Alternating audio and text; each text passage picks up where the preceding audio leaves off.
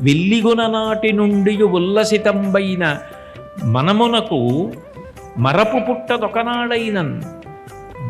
అసలు నేను నారదుడి దగ్గర పాఠం వినడం ప్రారంభం చేసిన దగ్గర నుంచి వెల్లిగొన నాటి నుండి ఉల్లసితంబైన దైవ యోగంబున మతిమరపింతయు కలగదు. నాకు ఎప్పుడూ మరిచిపోవడం అన్నది రాలేదు.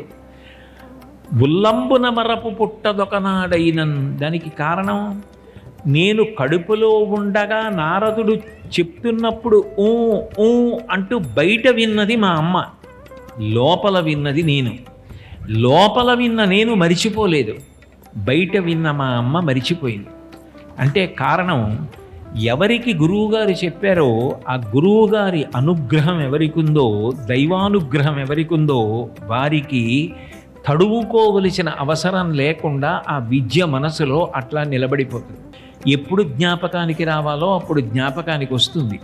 అది ఆయన ప్రజ్ఞ కాదు, అది భగవంతుడి యొక్క అనుగ్రహం. గురువుల యొక్క అనుగ్రహం ఎక్కడుందో అక్కడ నేర్చుకున్న విద్య స్థిరంగా మనసులో నిలబడి ఉంటుంది. నాకు గురువుగారు ఎప్పుడు చెప్పారో అప్పటి నుంచి ఇప్పటి వరకు నాకు మరుపు కలగలేదు.